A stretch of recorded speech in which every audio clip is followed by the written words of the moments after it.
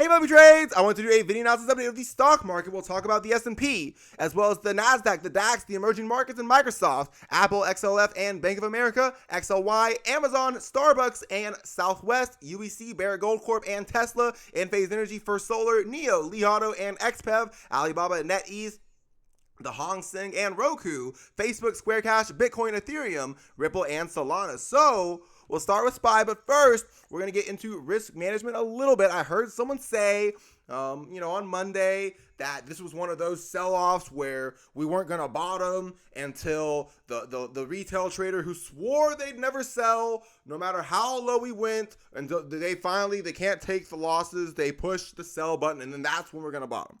And I have no doubt that unfortunately that's how many retail traders view, risk management. That's how many retail traders view kind of markets in general. If you're a bull, and the market goes down, you're a bag holder. And if you're a bear and the market goes up, then you're a bag holder. And we're just always calling each other bag holders. But I don't think that that's what the institutions do when they're going about risk management. So what I've done for the past year and a half is really study the options market, particularly options on stocks that I believe through these screeners that I've shared, institutions are buying option straddles on. So a straddle is when someone buys a call and a put on a stock with the same strike price, the same expiration, and typically the call will have a delta of 50, the put will have a delta of 50, and they're playing a directionless move, okay? And that the power of that move, how much money they're going to make, is determined by a couple of things. One of the things that's really controlled by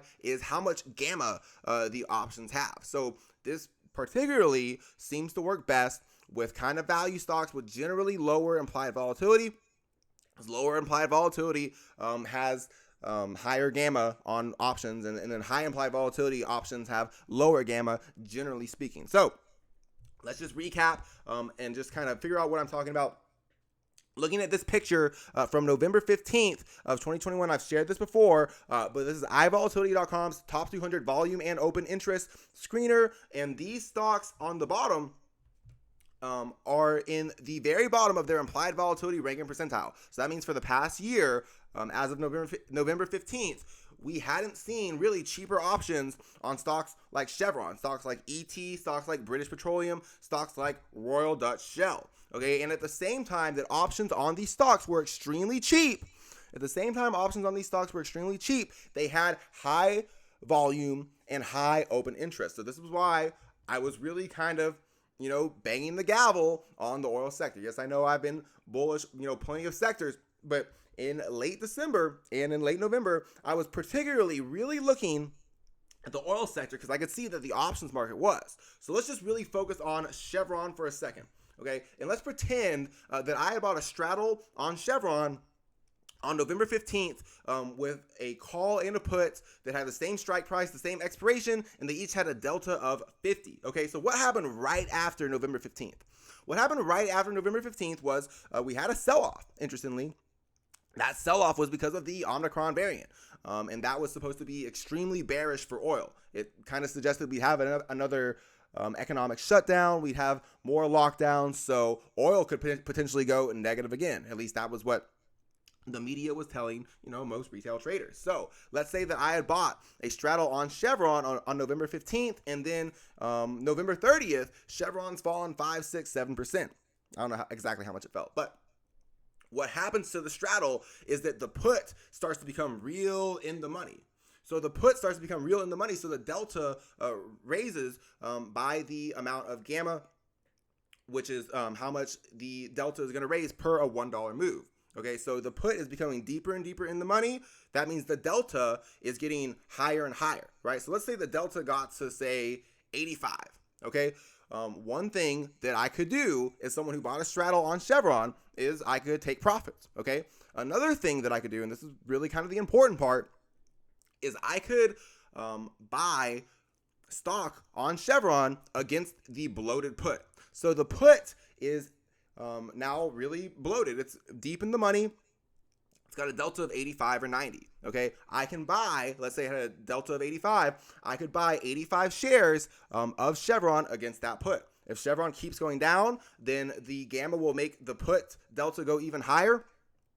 and I'll be in a risk-free trade. If Chevron goes up and recovers, right, then I just bought 85 shares. The gamma would make the put delta start to go back down to 70, back down to 60, back down to 50, and that is what is called a gamma scalp. So we just kind of have to look at, screeners like this and say, is it really a coincidence? All these oil stocks, all these oil stocks in late, mid-November, and then even after mid-November, we saw in December, December 10th, we have Occidental Petroleum and we have XLE. They're on this screener, several times, right? So we can see, we can literally see that institutions are buying tons of straddles on the oil sector from November 15th to December 10th. They're buying lots and lots of straddles on stocks like XLE, stocks like ExxonMobil, stocks like Chevron, stocks like Oxy, right? And then all of a sudden, we have these crazy moves, and it just so happened that the institutions could have been very well positioned for that, because they could have been buying energy stocks against bloated puts and really taking advantage, or they could have just been buying straddles outright and making lots of money when Oxy exploded, when XLE exploded, because the straddle will, make money if you do get that big move that's being gained. Okay, so how do I manage risk? Well, I kind of do a little bit of what the institutions are doing. I'm not going to talk about, there have been a little bit of highlights from this where I had recently Kinder Morgan, where in a couple of months I made a 15% return on a directionless trade. Credit Suisse, I made about a 30% return on a directionless trade. Are those kind of big, wild numbers? No, but you have to remember, one, the most important thing is that these are gains on directionless trades, right? These are gains on trades where I didn't even really predict which way the stock was going to move. Credit Suisse, I actually thought it was going to go up, and I was completely wrong. It went to 6, but I still, made a 30% return on the straddle. But the whole point, another point, is that these are, on an annualized basis, pretty significant, because they're not only directionless gains, but they're gains that happen in, 2 or 3 months. And, they're gains where I'm not really looking at a chart and, picking the direction. I'm kind of just looking at some data that I get from a screener like this, looking at the delta, looking at the gamma, looking at the theta, buying the straddle and seeing what happens. So I shared more recently that a big way I was managing risk were with kind of 4 different straddles. 2 of them were on ICLN. 2 of them were on Energy Transfer ET. Okay, so obviously, why was I looking at ET? Well, because the institutions were. I didn't pick ET out of a hat. We saw ET even yesterday on the bar chart, straddle, and strangle screener. So the institutions clearly think a massive move is coming in ET. Okay, I'm pretty sure it's going to be to the upside, but as we'll go over in a second, that doesn't really matter. Okay, so I shared that I had a 10 call and a 10 put on ET that expired in January of 2023. So the call was $138 when I bought it. The put was $136. In total, the lot is $284. Okay, so what happened was ET went up to 12.30. When ET went up to 12.30, the call got very bloated. The put got weaker and weaker. I think this was about $275, $280, and I think this was about $60, $65. What I did was I sold both of those options, and I could have just taken a small gain from 284 to 324. What I did instead, because I wanted to have that exposure to ET, because I see gas prices too. I want to continue to have that exposure to ET. I moved the strike prices up from 10 to 12. In the process of moving the strike prices up to 10 to 12, I took about $40 or $50 in profit, on the straddle. And I moved the strike prices up to 12. That new straddle cost about $274. And now ET's already kind of started to go down. The put's getting a little more in the money. So what's kind of a benefit of this? Well, let's also make sure that we know what the other strangle was. There was another reason why I wanted to keep the exposure. So I found that institutions they have multiple of these going. So another one that I bought on ET that I had prior to it going to 12.30 was I had a 2024 strangle where I had the 12 call and I had the 10 put on ET. I think as of today, the call is worth 130. The put is worth 183 because ET's down. But when ET went up to 12.30, this 12 call was now in the money. And I wanted to kind of capture that. I didn't want to lose that moneyness. If you kind of just think about the moneyness instead of the actual, the moneyness of the options is really what's driving the decision making. So when ET went above 12.30, I not only wanted to take a small gain, I also wanted to lock in the moneyness of this 12 call now being in the money. So what I did is I bought the 12 call and the 12 put by moving the strike prices on this 2023 straddle from 10 to 12. So now what happens? Well, if ET explodes, right, if this is another bear trap and ET starts heading to 15 to 16, which is kind of what I think is going to happen, then I still have long exposure to ET. I'm not going to be crying. All I really did was I made my delta neutral, right? That's what it's called when you make a straddle delta neutral. It's because it's already had a big move. So you readjust the strike prices to get kind of the delta closer to 50-50. Anyway, what happens if ET crashes, right? What happens if, ET topped and we're in a moment where we're going to have a massive correction in oil? Well, if that happens, then cool. I just caught the big oil short and I didn't really even try to, okay? So the ICLN strangle, this is kind of another one. I entered this mostly for risk management, just to be completely honest. I didn't even really expect to make much money on this. I'm kind of accepting this as a little bit of theta, but this gives me a lot of downside exposure on an ETF. It's in the $21 range. Typically, a straddle works better.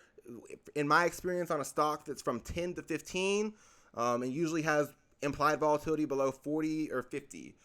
That's just a general implied volatility, not IV rank or IV percentile. The lower the implied volatility, the higher the gamma on the options. That's why sometimes some of these growth stocks appear on these screeners, and it takes a little bit for them to eventually have that move that resolves to the upside. Whereas, lower implied volatility stocks like Chevron, like ET, their delta is going to get really high pretty quickly because they're not, supposed to be moving all the time. So when they get more in the money, the delta gets pretty high.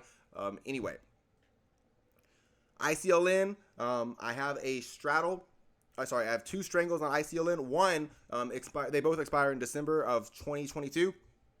The 20 call was $113. The 20 call as of yesterday that expires in 2022 December is $113. The put is the 19 put. It's currently $205. The ICLN strangle, I bought another ICLN strangle when ICLN had a little pop to 20.60. I bought the 20 put and the 21 call for the same expiration. The whole point is that what's going to happen to me just as an individual if the stock market crashes, right? Let's say that Powell just said something crazy today and we're on a path to, 300 this summer, right? What's really going to happen to me? To be honest, I'm just going to make pretty big gains on the ICLN puts and the ET puts. That's just what's going to happen because I'm hedged to the downside. And these straddles, these strangles, they're a lot more powerful than regular stock. For example, when SPY was down 3 or 4% on Monday, every single one of these puts was up, 25, 30%. So, there is that advantage with options where not only do you have kind of the delta where the put will get stronger and stronger, but you also kind of have just the general leverage of options. So the way that I kind of calculate how much of a straddle do I need to hedge how much of a position is basically the delta dollars formula. So I didn't really update this for the current prices, but basically delta dollars is calculated by taking the delta of an option and multiplying it by the underlying stock's current price. So for example, when ICLN was at 19.35, when ICLN was at 19.35, the 20 puts had a delta of 50. So 50 times 19.35 meant I was getting around $967 of short exposure. And so that's kind of how I calculate how much, downside exposure I need for regular stock positions that aren't, options essentially. So, a good thing to think about. One, what's the beta of the stocks that are being used as hedges, right? Ideally, you want the beta to be as high as possible without buying stocks that have really high implied volatility. So ICLN's beta is 1.18. Yahoo Finance gives that. And the profile ET's beta is 2.06. And so another probably good question is puppy trades. That's an awful lot of theta, right? You're buying calls and puts with the same strikes, the same expirations. This ICLN straddle has actually decayed a little bit, but the point one is that the more the deeper in the money that this put gets, or the deeper in the money that any option gets, the lower the theta will go. So even though December isn't too far away, from kind of a trading standpoint, if we did see a market crash and ICLN was at 14 or 15 or 13, then the theta of the 19 strike put or the theta of the 20 strike put would be pretty damn close to zero, because the deeper in the money options have lower theta in general. So how am I balancing out that theta risk? Well, when I see that I have an opportunity to buy against a bloated put, when we have kind of these corrections in the market, my puts get pretty bloated. I'll buy some of these covered call ETFs. Specifically, I like the ones that own the underlying stocks, and then they sell options to cover half of the positions. So when I have had corrections in the past couple of months where I got my puts pretty bloated, what I did was and what I'm still doing is I'm buying JEPI, QYLG, XYLG, RYLD, XYLD, I have XYLG twice. That's how much I love it. And I'm buying these kind of covered call ETFs. They pay about 10 to 12% annualized distributions on a monthly basis, based on selling an option on the underlying security and then returning that distribution to me. So for QYLG, XYLG, and JEPI, they're only covering half of the position, so they still have the opportunity to recover with the market. Anyway, I know that's a lot. I just wanted to kind of get into a little bit of the nuts and bolts why I'm able to sleep at night, but I don't think I'll need to be sleeping at night too much, because I think that we're gonna see we have a quad witching date, on, I think it's Friday or next Friday, or, it's quad witching week. We have a shortened trading week next week. We have the third quarter is about to start. We're going to see an awful lot of action in the market. We had a pretty choppy period for a while, and that is almost certainly coming to an end. So let's talk about the S&P 500.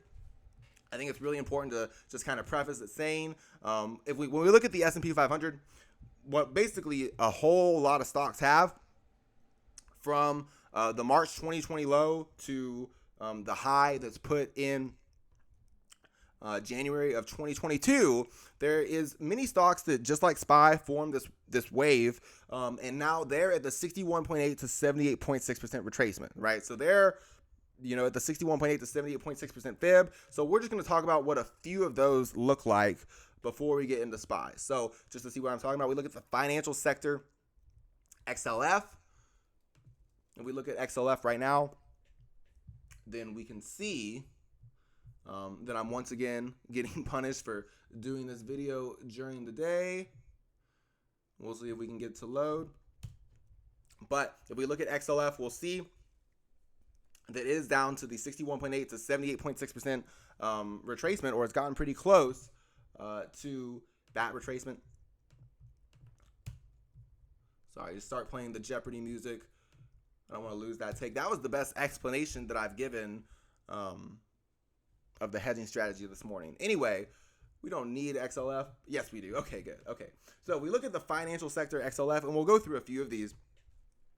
We have this exact same rally from the March 2020 low to early January, and the whole point is that this kind of all looks like one wave. And I believe that for XLF and for Bank of America and for JP Morgan, this is a 1, 2, 3, 4, 5 waves impulse, a wave one from the March 2020 low. This is an A, B, C correction, wave two, ending right now between the 38 to 50% retracement. So typically, I want to see a wave two on a low beta, ETF, probably above the 61.8% retracement. I think that a better piece of evidence that the XLF correction is ending is that this looks like an A, B, C correction, where the length of wave A, place of the wave B high, is where wave C ends. Now, wave C can go a little further than the length of wave A places the wave B high. It actually does pretty often, but the whole point is that we have reached an extreme area, right? I don't need to tell anyone that. This is a pretty, extreme time. Just kind of psychologically, right? The VIX is in the 30s. Most people think the high of the year is in, and we're going to the 300s and, possibly even we started in 1929. But I do think this is a 1, 2, 3, 4, 5 wave 1 for XLF. This is 20% of the S&P 500, and I think this is an A, B, C wave 2 that is ending right around the 38 to 50% retracement. So if XLF is above 26, then I'm looking for the length of wave 1, place of the wave 2 low to be replicated. And what I believe is that XLF is going to have a wave 1, wave 2, wave 3, and wave 3 can be the length of wave 1, place of the wave 2 low. That can take XLF up into the mid 50s. The equal legs target is 55. A lot of times even wave 3 is stronger and faster than the length of wave 1, place of the wave 2 low. So if XLF is above 26, I think it's ended a wave 2. What's the point? The point is this is 20% of SPY, right? And when we look at SPY, some of the purists are, going to freak out if I say the whole rally is a wave 1 and a wave 2. What I'm trying to show before I do that is that there's a couple of sector ETFs that do kind of support that message. Wave 1, wave 2, 5 waves up, 3 waves back. We can see XLF, 20% of SPY go into the 50s. Bank of America, same idea. I posted about JP Morgan. I think this is a 1, 2, 3, 4, 5 wave 1 and an ABC wave 2 for Bank of America. So the point is this is already at the 50% retracement, very clearly where the length of wave A, place of the wave B high, is where wave C is ending, right? This is an extreme area. It's called an extreme area for a reason. And I think right now that if Bank of America is above 24.83, that's 78.6% fib, and I don't even think it'll get down there, we're going to see a pretty impulsive rally begin for BAC. This is 1, 2, 3, 4, 5 waves up. I believe this is 3 waves back, and we're about to see another 5 waves up. This is wave 1 and wave 2. The length of wave 1 placed at the wave 2 low says BAC can hold about 24.83 and go all the way to 63 for wave 3 before a shallow wave 4 and a wave 5 higher, right? And it doesn't really make sense to say, oh, well, that's because, banks are going to do well because of rates. This is 20% of SPY, which is the financial sector. The financial sector, XLF, about 20% of SPY, right? It's all around the world. I talked about the DAX, the DAX forming a wave 1 and a wave 2 from the 2020 low, right? It's the same 2020 low. This is an ABC correction, and then from this low, we form a wave 1, now ABC wave 2 at the 50 to 61.8% retracement. So some of these other ETFs, they've already given kind of the depth that we usually look for a wave 2 beyond the 50% retracement. The length of wave 1 places the wave 2 low, says that the DAX is above 20. It can go up to 43 before a shallow wave 4 and a wave 5 higher. XLY, the consumer discretionary sector, it's also near, I think it's at the 50% retracement. It's past the 50% retracement. It's getting close to the 61.8% retracement. I believe this is a 1, 2, 3, 4, 5 wave 1 and the ABC wave 2 for XLY. I mean, this is a pretty market-related ETF.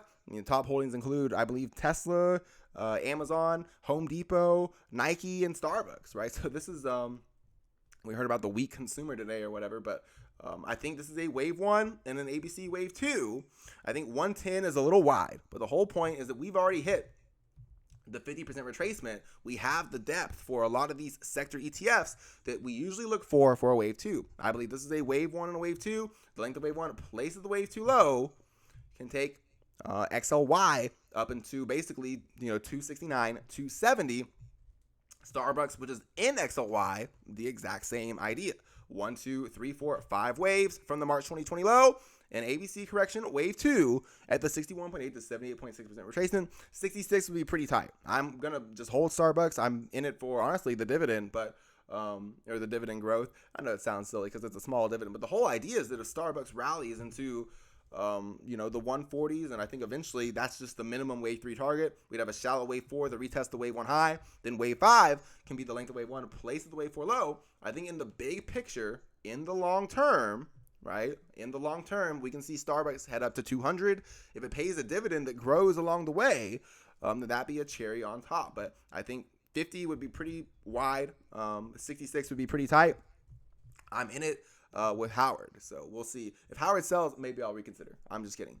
I don't care what Howard does. But the whole point is that we'll do one last one, the emerging markets. The whole point is that we've seen a lot of ETFs already get to the 50 to 61.8% retracement of the rally from the March 2020 low. So this is the emerging markets. This looks quite similar to the Hang Seng. I'm leaving Japan out of this video. I know you guys don't want to hear about Japan. Maybe you do, but some of the sophisticated ones. But I think that this is the emerging markets. All that really matters is from the kind of 2016 low. I think this is a wave 1 and an ABC wave 2 for EM. And I suspect this is another wave 1 and another wave 2. So just kind of think about this psychologically, what could play out, right? What could play out? It's Elliott wave theory is that the length of wave 1 placed at the wave 2 low takes EM up to 67 before a shallow wave 4 that retests the wave 1 high. By the way, okay, I know some of you guys, your favorite rule is that wave 4 can't break the wave 1 high. Okay, I don't know who told you wave 4 can never break the wave 1 high, but that's like the only rule people know about wave theory, and it's just because that's like the rule that you can kind of really nitpick at. The way I read it is wave 4 retest the wave 1 high. Okay, so I'm actually looking for a little retest of the wave 1 high, and for a leading diagonal, some of the more advanced wave theorists, a leading diagonal wave 4 almost always breaks the wave 1 high. Anyway.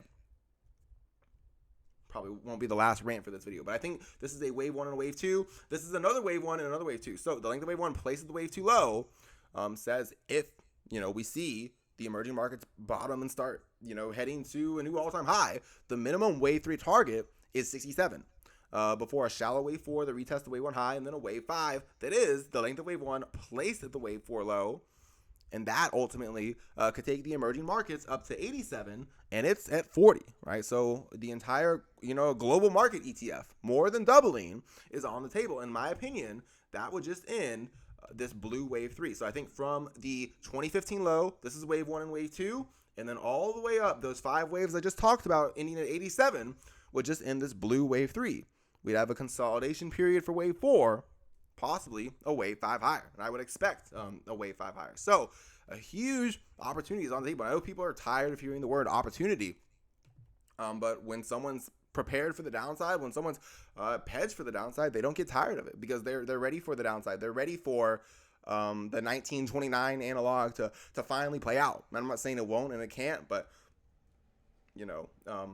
with puts on ICLN, with puts on energy transfer, I have plenty of things to wipe my tears with. Basically, let's get into SPY. I think that what I've been saying for a little bit is that this is a wave 1 and a wave 2, and not to brag, it's not about bragging, but I did say the length of wave 1 placed at the wave 2 low would give an equal legs, kind of goofy Elliott wave voodoo target of 460. All right, we did hit that. Now, I think that a pretty good way to count SPY is that this is wave 1 and wave 2. This is wave 3, and an ABC correction is ending wave 4. So let's just stick with this count for a little bit. The length of wave 1 placed at the wave 4 low would give a wave 5 target of about 510. The length of wave 3 placed at the wave 4 low would give a wave 5 target of about 530. Okay, so even in a wave 5 view, we could see SPY go up to 510 to 530. Now, what I just talked about for probably 10 minutes is how a whole lot of ETFs, even ETFs that are major components of SPY like XLY, like XLF, they're already at the 61.8 to 78.6% retracement. What I believe is going to happen, just to be as frank as possible, is I believe that when SPY rallies, we're going to see the weekly RSI break above 73.49. Okay, why is that important? Why does that care? Why do we care about SPY's weekly RSI possibly breaking 73.49 at some point in the future? Why does that matter? Because if we do get a weekly RSI reading, above 73, 74, let's say we wake up one day, SPY's in the 510s, right? I know it's crazy to think about SPY being in the 510s right now, right? But what if we wake up and SPY's in the 510s, and it was so impulsive that the weekly RSI broke above 73.50. Well, that would rule out the possibility that this is a 1, 2, 3, 4 wave 5 in progress. Because in Elliott wave theory, within the same cycle, wave 5 must end with momentum divergence.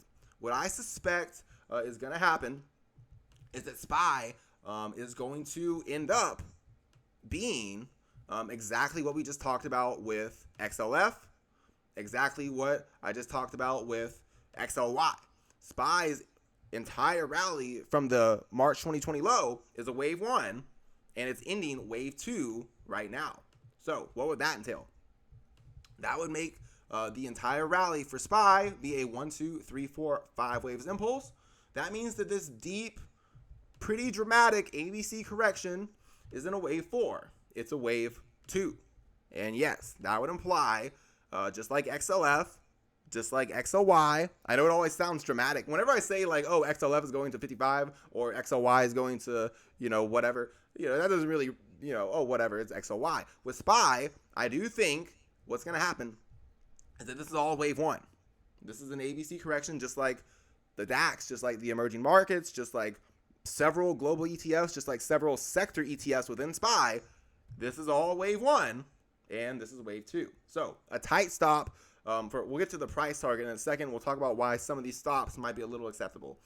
A tight stop would be for something like this, the 50% retracement of 349. Now, one reason that I like 349 is because this is an ABC correction. I really am looking for the length of wave A, place of the wave B high, to be generally where we see kind of this dramatic wave C in. And I do think that's going to happen. So a tight stop would be about 349. A very wide stop would be 318. Now, that sounds wide, but let's talk about what the price target could be if this is all wave 1 and wave 2. If this is all wave 1 and wave 2, then the length of wave 1, which I measured with this vertical line, placed at the wave 2 low, could give a unbelievable now, but in the future, we could see a wave 3 that takes SPY into the 600s. That would all just be saying that this is all wave 1 and this is wave 2. The length of wave 1 placed at the wave 2 low can give a minimum wave 3 target of the 600s. So SPY, talking about SPY going into the 600s, that kind of sounds ludicrous when it's, at 380. Okay, I get that. So the kind of wave 5 target until we get there is going to remain, first, it's the length of wave 1 placed at the wave 4 low, 510. Second, it's the length of wave 3 placed at the wave 4 low, which is 530. So I'm still looking for a path to take SPY into the 510s, the 530s. But what I really think is going to happen is by the time we get to 510, by the time we get to 530, we're going to see that this weekly RSI has broken above 73.49 and kind of confirmed this is all wave 1, that's all wave 2. More importantly, I think we're going to see, if we do see SPY eventually go rally and make all-time highs, that XLF has kind of confirmed this wave count, which is that this is all a wave 1 and a wave 2. Wave 3 can be the length of wave 1 placed at the wave 2 low, taking XLF into the 50s above 26. And also, the same thing for Bank of America, the same thing for JP Morgan, 1, 2, 3, 4, 5 waves. Wave 1, wave 2, the length of wave 1 placed at the wave 2 low, says that while SPY possibly goes into the 600s in the long term, we can see Bank of America head into the 60s and possibly confirm that this is a wave 3. And in that case, the 60s would only be the wave 3 target. 63 would be the minimum wave 3 target. We'd have a shallow wave 4 to retest the wave 1 high. Then wave 5 could be the length of wave 1 placed at the wave 4 low. We could possibly see in the big picture, I know it's a long way away, that we hold about 24.83, and Bank of America is not just heading into the 60s, it could also be heading into the 80s, okay? I posted about JP Morgan recently, but if you think SPY going into the 600s is crazy and ludicrous, and I have a YouTube channel, I get it, okay? And to be honest, I have hedges that I just went over in case SPY is going to 300, in case SPY is going to 200, in case, some of the broken clocks, if we're being honest, in case some of the broken clocks are right, and this is 1929, I'm the, the dumb retail bull who got bullish at the top or whatever, then I have puts for that. I have hedges, and okay, we'll see what ICLN's at if SPY's at 300. We'll see what ET's at, if SPY's at 300, and I'll wipe my tears with those puts, but I don't think that's going to happen. I think for XLY, we're going to see a lot of these ETFs go confirm, yes, this whole rally from the 2020 low is wave 1, this is wave 2, where the length of wave A placed the wave B is where wave C ends. And if this is a, it's always easy to say, oh, equal lines are stupid, right? I get it. It's, I can't tell my broker, hey, this is where the length of wave A places the wave B high is where wave C ends. So please don't close out my margin long position on XLY. Okay, I can't tell my broker that. That's why I don't take margin positions. That's why I hedge. That's why this is all LA wave theory, and I get that. But I do think this is wave 1 and wave 2, and this is where the length of wave A places the wave B high is where wave C ends. I mean, this is a very pretty ABC correction, and I think this is where we're gonna learn the definition of an extreme area, where this is, really where a lot of things are getting extreme, and people psychologically are freaking out. I get it. And I think that, the person who said, they're coming after people's 401ks, they're trying to get people to push sell, I think they are. There's certainly a lot of truth to that. Let's talk about the Nasdaq. Let's talk about the Nasdaq QQQ ETF. Talk about, I like this chart. Oh, man. Powell, what did you do, man? Oh, man. Don't be one of those people who reacts to the Fed. Oh, my gosh. That's just not a good idea. The jobs report, on the other hand, that's something to react to. Anyway, I'm not a day trader. QQQ, wave 1, wave 2, massive wave 3, and an A, B, C correction, wave 4. Okay, don't react to like Fed meetings. Okay, that's normally not a good idea. Okay, the bears are saying don't fight the Fed now, which, we'll see. I guess I'm technically fighting the Fed, but I think this is a wave 1 and a wave 2 for the Nasdaq QQQ. The thing is, we don't know what's going to come out of Jerome Powell's mouth next. We don't know what's going to happen in the world next. Just like kind of for these oil stocks, right? Who really had any idea that Chevron and ET and British Petroleum and Royal Dutch Shell in mid-November of 2021 were about to explode, right? From a retail trading standpoint, I mean, especially after the Omicron virus, this didn't make any sense. This picture's from December 10th. This is after Omicron. We're seeing institutions load up straddles on XLE and Oxy when the fundamental narrative is there's no way in hell that you can be bullish oil because we could have an economic shutdown because of this virus, right? This new variant. We don't have a jab for it yet. So how on earth can you be bullish oil? It's the same thing now. How on earth could anyone be bullish tech with rising rates? How on earth could anyone be bullish oil, with the virus, right? And then, of course, by the time the move resolves, everyone's going to be able to explain it. Well, duh, we had Putin, we had, the CPI, we had blah, blah, blah, blah, blah. But no one ever really wants to acknowledge we saw what the options market were doing. And so what I'm trying to do a little bit, why everything is, I'm just kind of open about what I'm doing is because I think I may have found a way to, hey, I'm not just saying anymore that this is what they're doing. I'm following them and, successfully. I've had 4 or 5 directionless straddles where I wasn't even picking a direction, just kind of based off looking at these screeners.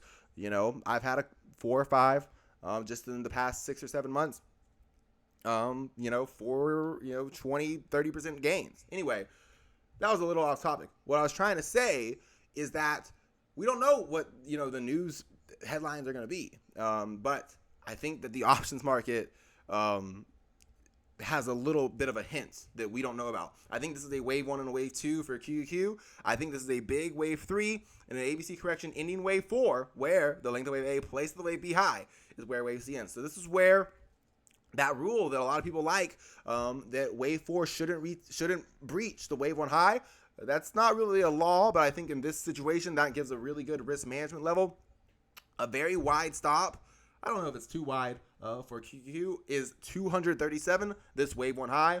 A little tighter would be 258. If I'd made this video while the market was still down, then we would see that maybe 237 would be a little more acceptable. Yeah, 283, maybe not. But 237 would be a wide stop. 258 would be pretty damn tight. But I think this is a wave 1 and a wave 2. This is a big wave 3 and an ABC wave 4, where the length of wave A places the wave B high is where wave C ends.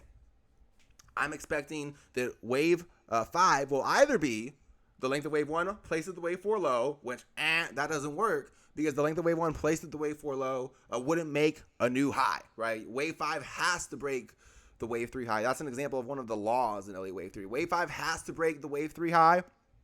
So if wave 5 isn't the length of wave 1, then the LA wave principle is that it should be the length of wave 3 placed at the wave 4 low, because 2 of the 3 impulse waves are supposed to be the same length. So if this is wave 3 and wave 4, the length of wave 3 placed at the wave 4 low could give a loco wave 5 target of 500. So I know, he said SPY is going to the 600s. He says QQQ is going to the 500s. It's not supposed to, it's not supposed to sound,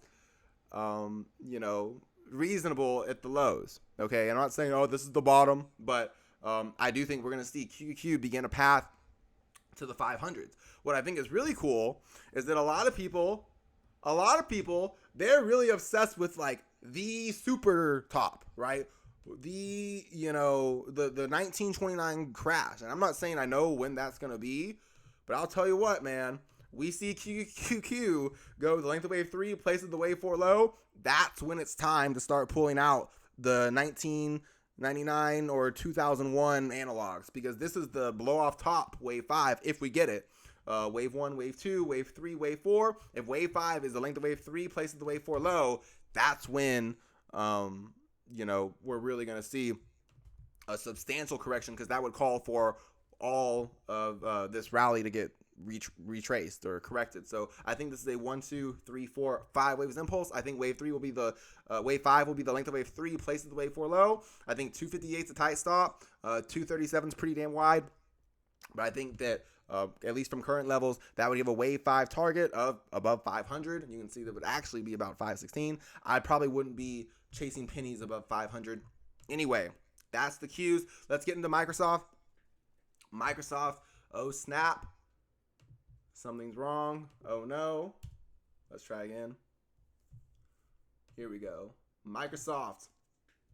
The old softie. So we'll talk about Microsoft. I think it's not about bragging, right? The problem is that people want to play, you were wrong about this, you were right about this, and they just get in the comments, they're like, this, blah, blah, blah, blah, blah. He said that ARK was bullish, and then, ARK fell below the May low, and it crashed, and, hey, that did happen, but if I don't like playing the I'm right, you're wrong, you're a bag holder, you're this, you're that. That's one of the reasons that I'm trying to introduce kind of the more directionless side of the market. I've noticed a lot of people are really drawn to the people who say, I'm a quant, I'm a quant trader. It's being a quant's in vogue right now because we're bearish. But I think that I'm trying to get more into the directionless side, even for like the content. I know it's not fun to talk about directionless straddles, but the institutions, they're not calling people right and wrong, right? They're not calling people right and wrong. They're playing a directionless game. And that's eventually what I'm going to try to be proving more and more with this channel. But anyway, Microsoft performance, wave 1 and wave 2. And yes, wave 3 was the length of this rally, placed at this low. And just think about that in hindsight. Let's just think about this in hindsight for a little bit. Okay.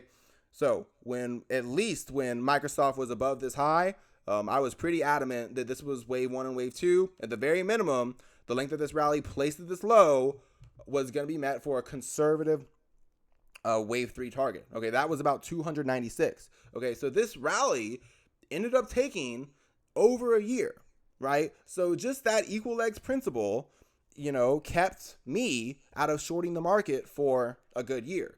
What could happen with QQQ is this dumb equal legs principle that everyone, it sounds so silly, not only will help mark the end of this correction, but it could, mark when the next shorting opportunity is for, those inclined, that it may not be until above 500, and that shorting the market until QQQ gets to 500. I don't know about you, but that sounds like, pretty good information. Hey, don't look at shorting QQQ until, 516 based on, those dumb equal lines. I think that could be helpful in the future. Microsoft going the length of wave 1, places the wave 2 low was certainly helpful, but I think that this is a 1, 2, wave 3, and a wave 4 at, these fibs aren't right for this. What I'm trying to show is what I showed with SPY, that there's kind of a few ways to look at it. I think one way is that this is 1, 2, 3, 4, 5 waves. So the length of wave 1 places the wave 4 low. wouldn't give a new high for Microsoft. So the length of wave 3 places the wave 4 low.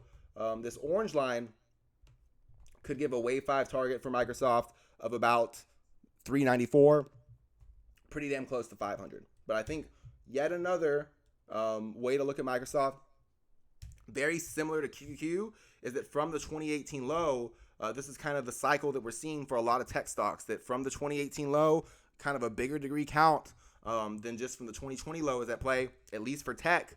I think that there's a lot of these where looking at the 2018 low is going to be pretty helpful. I think this is a wave 1 and a wave 2 for Microsoft. This is a big wave 3 and an ABC wave 4 right around the 50% retracement. So I think 215 for Microsoft would be a little tight. I think the levels that I gave for QQQ would be a little better. 215 is not too bad, but I think just like the Nasdaq, from the 2018 low, wave 1, wave 2, wave 3, ABC ends wave 4 at the 50% fib. The length of wave 3 plays at the wave 4 low, could, like the Nasdaq, give a blow off top kind of count for Microsoft. And I am expecting that we're going to see this wave 5 blow off top occur in tech. I think this is 1, 2, 3, 4, 5 waves. The length of wave 3 plays at the wave 4 low. In the same way the Nasdaq going above 500 is crazy, I think it's going to be a similar thing where that could eventually take Microsoft above 450. And then that would be look out, because then that's a clear 1, 2, 3, 4, 5 waves impulse. Wave 5 is rarely longer than the length of wave 3 placed at the wave 4 low. And the closer that Microsoft got to 450, the closer that, say, the Nasdaq got to 500, 510, that would be where it's time to start really, really hedging, or really, really taking profits and starting drinking champagne. But anyway, here is Apple. The reason I talked about the wave 4 thing, because I know that some people are going to freak out about this. I can just hear it already. Oh, wave 4 can't go below the wave 1 high. Okay. You're not wrong. That's one of the rules. That's not like the biggest law in Elliott wave theory. The wave 4 can't break the wave 1 high. I think wave 4 should, I look for wave 4 to retest the wave 1 high. But anyway, it's not a law that says wave 4 can never break the wave 1 high, or, viewing Elliott wave theory like that very rarely works out, in my opinion, right? There's a reason that I don't get down to these, 5-minute counts and start getting real nitty gritty into all that. I'm not saying that that's wrong. I'm not saying that people shouldn't do that, but, remember it's Elliott wave theory. Okay. That's, Elliott wave theory with a T. I think from the low in 2020, one way to count Apple is that this is a wave 1 and a wave 2. This is a wave 3 and an ABC wave 4. So since we're going to have to play the you're wrong game, okay, I was kind of correct that Apple was going to explode. But another thing I want to point out was that everyone kind of beat at me. When Apple had this little sell-off because the price target went from 180 towards the end of the year to 150 by around August, and people were real upset about that. Why did the price target go from 180 to 150? And then eventually we did get to the point where 180 was the price target. Okay, so the price targets don't go away. If we do break a low, then obviously we're going to have to work and reverse engineer our way to the price target. Anyway, this is a wave 1 and a wave 2. The other reason I like to bring up that Apple kind of worked out pretty damn well last year is because all of these rallies were preceded by Apple being on the bar chart, long straddle, and long strangle screener. In the case of last year's rally, Apple and AMD were also not only on the long straddle, long strangle screener before they exploded, they were also on high volatilities, top and bottom, so top 200 volume and open interest with low implied volatility, rank, and percentile. So anyway, I think this is a wave 1 and a wave 2. This is a wave 3. It's a pretty deep wave 4. We're going to talk about why I'm going to call this a wave 4 right now, because if wave 5 is the length of wave 3 places the wave 4 low, then we have a good price target of about 197, right? For the purposes of this video, for the purpose of today, it doesn't really make sense to talk about Apple going beyond 197. So a lot of wave theorists, or the purists as I like to call them, they're going to freak out about this, right? Wave 4 can't break the wave 1 high. Wave 4 definitely can't go to the 61.8 to 78.6% retracement. Okay, well, then what do you think the count is? I think that what they're actually going to have to do, which they're not going to want to do, is admit, well, that might actually be a little too conservative, puppy trades. I think it is. I think it is conservative. But do I need to talk about Apple going beyond 197? No. I think that some of the purists, it's so interesting.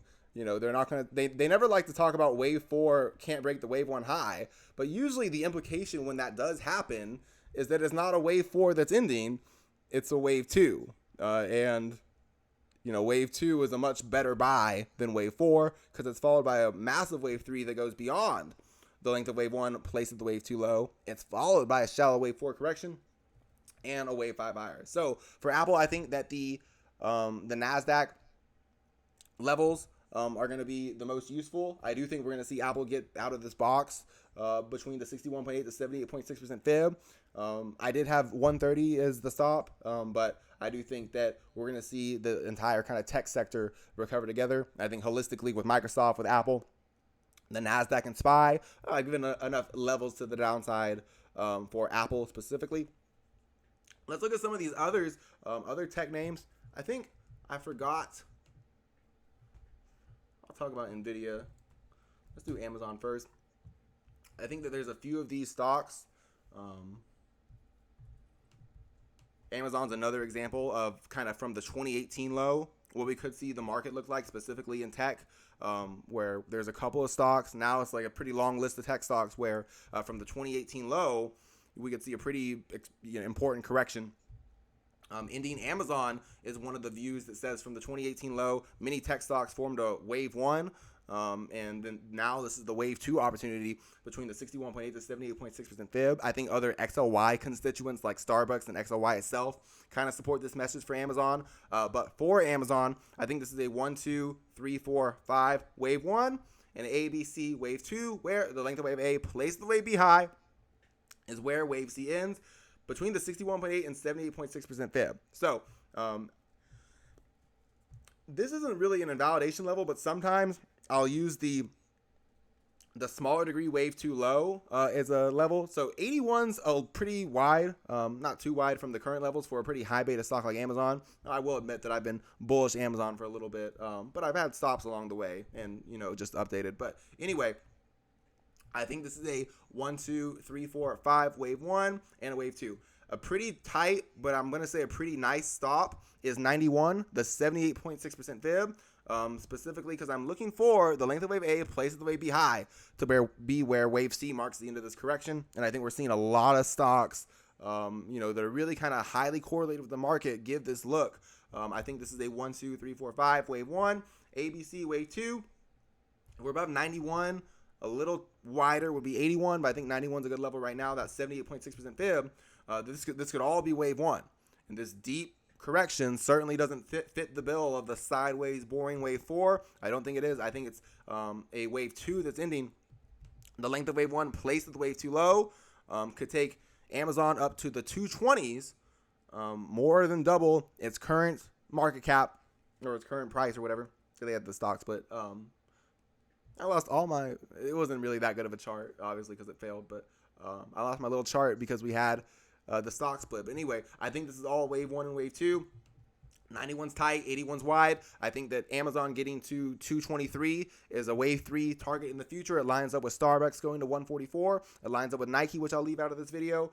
But I think that it's that's all pretty good for tech. I think that if we look at XLY holistically, Starbucks, Nike, and Amazon, and the XLY ETF itself, and the financials, there's a lot of.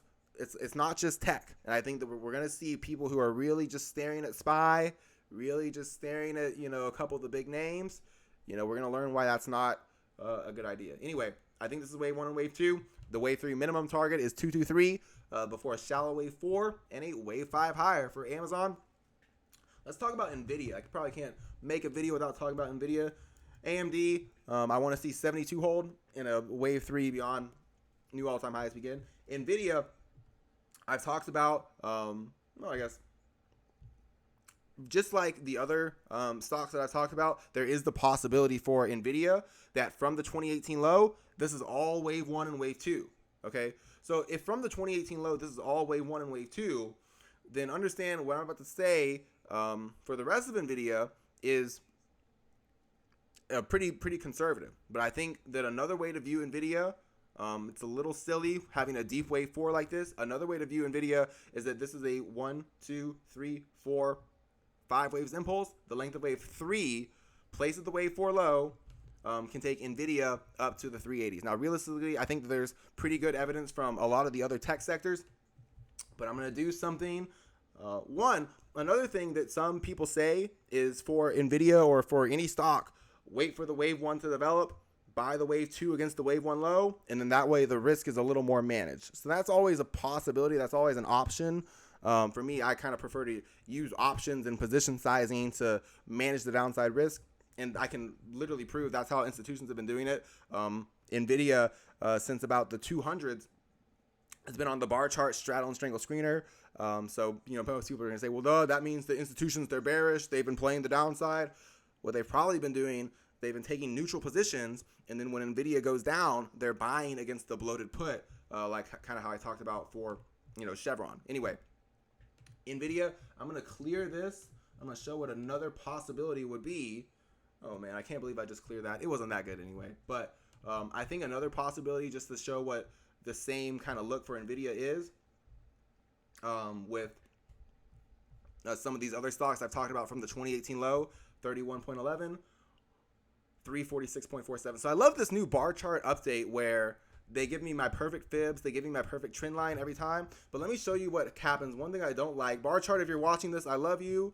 But here's why I can't go live during my videos. So if I wanted to go live during one of my videos, and I just mean mark up the charts, kind of, show what the alternate counts could be, stuff like that, then as soon as I start drawing a trend line, it messes up the numbers. So the bar chart's new update, they give you the perfect fibs, they give you automated trend lines, but if you try to change the trend lines, it just screws up all the numbers. I think one possibility that I was trying to show, 98 is extremely wide. That's why I didn't really think that I think that Nvidia might be one of those stocks that falls into the waiting for a wave 1 and a wave 2 to develop from the low. For me, I don't think that's worth it. I think that if we look at this correction, we're seeing so many of these where it's the length of wave A, place of the wave B high, and I just simply think this is going to be where an extreme area is marked. And obviously I could be completely wrong about that, but trying to find a level for Nvidia that's meaningful. I think 115, kind of maybe a small degree low, but there's not really too much significance with 115. The 61.8% retracement is 151. Nvidia could spit and hit that, and 98 is simply too wide. So anyway, I've given a lot of levels with the other tech stocks, but I'll just tell you what I think about Nvidia. Another possibility that I really think is more accurate is if we look at a lot of these tech stocks, there's this idea that the entire rally from the 2018 low possibly is a wave 1. The reason that I've been shying away from sharing this is because what it would imply is that eventually Nvidia is going to end wave 2 and it's going to begin a new impulse higher. Okay, so what could possibly be the ramification of that is that just like some of these other tech stocks we've talked about, this could all be wave 1 and wave 2. The length of wave 1 placed at the wave 2 low could take Nvidia to just really a target that I'm not going to say out loud. I'm not going to say Nvidia is going to 466 for a minimum wave 3 target, but if we get close to that, I might. Anyway, I think that the Nasdaq, gives pretty great levels right now, where even if Nvidia was on its way to the mid 400s, it wouldn't be a good idea to be long big tech. The further the Nasdaq is above 500, probably the further that Microsoft is above, I think 450 was that level. But Nvidia, I think there's a possibility that it could be one of those just ridiculous. They always sound ridiculous before they happen. But I think that there is, for Nvidia, the idea that this is a wave 1 that's formed from the 2018 low. This is the ABC correction ending a wave 2. The length of wave A placed the wave B high is where wave C can end. And it could be a huge turnaround. And honestly, if Nvidia does get above 346, then the 460s wouldn't be too far away anyway. But let's get there first. This is why I've kind of been sharing the wave 5 idea instead. It's because I think possibly the more accurate idea is that this is 1, 2, 3, 4, 5, wave 1 and wave 2 is a little too bullish. It would just basically be saying that while Nvidia is at 167, I think the minimum target is the 460s, which I don't need to say. I think right now the best levels for big tech come from the Qs, wave 1, wave 2, wave 3, wave 4. Wave 4 is retesting the wave 1 high. Wave 3 could be the wave 5 target. The length of wave 3 places the wave 4 low, could take the Qs above the 500s, and we'll see what the market's like when and if we get there. Anyway, that's Nvidia. Someone said that I give lengthy explanations. That's why I give the timestamps at the bottom. Believe it or not, there's a little more that goes into the analysis than fits in one tweet. Someone said, "Oh, you give lengthy explanations." All right. If that's the biggest criticism, which I know it's not, then that's okay. Here is Southwest. We'll just review the big picture for Southwest. A lot of these airlines from the 2009 low, right? This is a 10-year rally. 1, 2, 3, 4, 5, wave 1. And the idea right now is that wave 2, a very serious wave 2, ended in May in 2020 for the airline. So I've posted about every airline. Southwest is the airline of the day.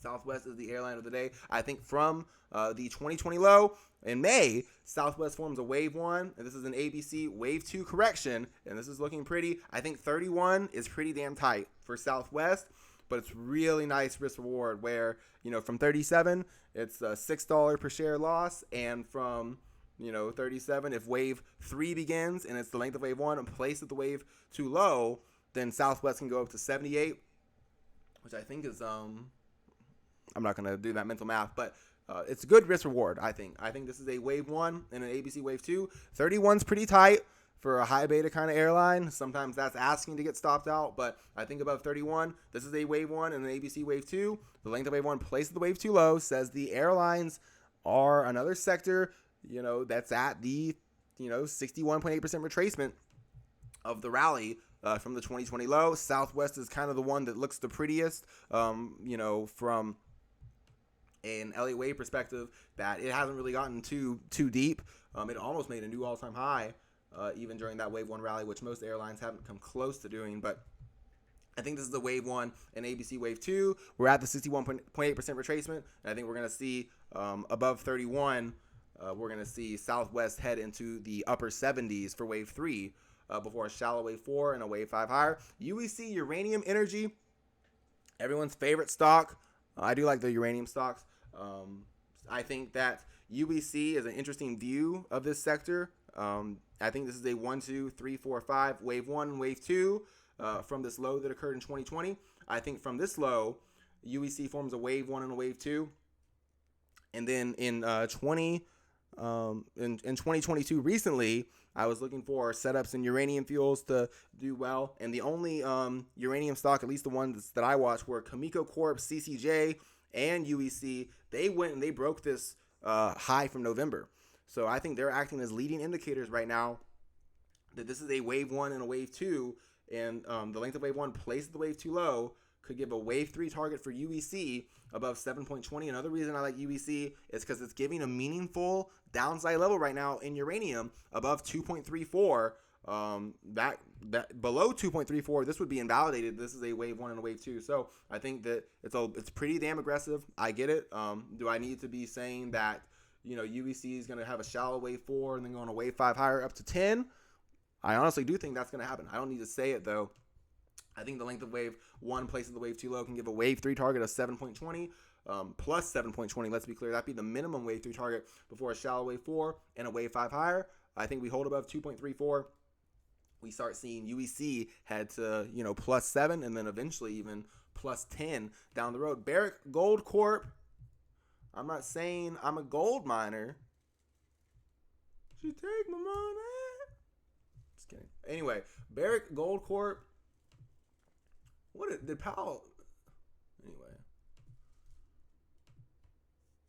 I always like to make these videos when Powell's talking, just so I don't have to, get a heart attack at the price action. Anyway, I think Barrick Gold Corp is a I've always talked about the metal miners and the big picture, really. I mean, even in 2020, late 2020, I was looking for this to be something that takes a long time, because I think that this is something that institutions are extremely aware of. Gold miners and silver miners, they're a little bit of a store value, just realistically. I mean, if we go to the price to book for some of these, maybe I'll look like an idiot. I haven't looked at this. 1.10. All right, we're 10% above book value, right, on stocks that mostly have gold and silver, right? We need gold and silver. Otherwise, where would my pet rock be? But I think Barrick Gold Corp is a long-term view of the metal mining sector. I posted about how Royal Gold and Goldfields broke above this wave one high that basically every gold miner formed in August of 2020. I think so. If we look at Royal Gold and we look at Goldfields, we have kind of evidence that they formed a wave one and a wave two, and that they could be going continuing beyond this August 2020 high they've already broken. For Barrick Gold, I think this is a wave one and a wave two. I think this is another wave one and another wave two. And we're going to see the length of wave one place the wave two low, give a wave three target of about 35 before a shallow wave four and a wave five higher. If I was a gambling man, which I'm only gambling on the Angels winning the World Series, book it. The Angels will win the World Series. I know they have a losing streak. I don't care. The Angels will win the 2022 World Series, and I might actually gamble on that, which I've never gambled before, so I'll have to download DraftKings or whatever. But I think that Barrick Gold Corp forms a wave one and a wave two. I think this is another wave one and another wave two. And if I was a gambling man, I think from this low, yes, this is another wave one and another wave two. We can see wave three begin. Why does it matter from this low that this is a wave one and a wave two? Well, it could be a little more timely than we're used to gold setups playing out. And I think that it's a little interesting. It's just a little interesting. All right. So this isn't a fundamental thesis, but it's a little interesting that the quarter's ending in about 5 minutes. And we're seeing Barrick Gold Corp, and I think some of these metal miners give a little uncanny setups where from this low, this could be wave one and wave two. So Barrick Gold Corp's either going to go below 16 and show that this wave two in red isn't in yet, or what I expect, wave one, wave two, we'll see wave three begin. And it's kind of lining up right now where that could be right around, just so happens, the new quarter is beginning. So institutions might be looking to put Barrick Gold Corp and some of the other gold miners on their report card for the third quarter, possibly even beyond that. Here is Tesla. Oops, it's all snap. Yes, we won't talk about Tesla today. Just kidding. Obviously, we're going to... What in the world, Jerome? Oh, my gosh.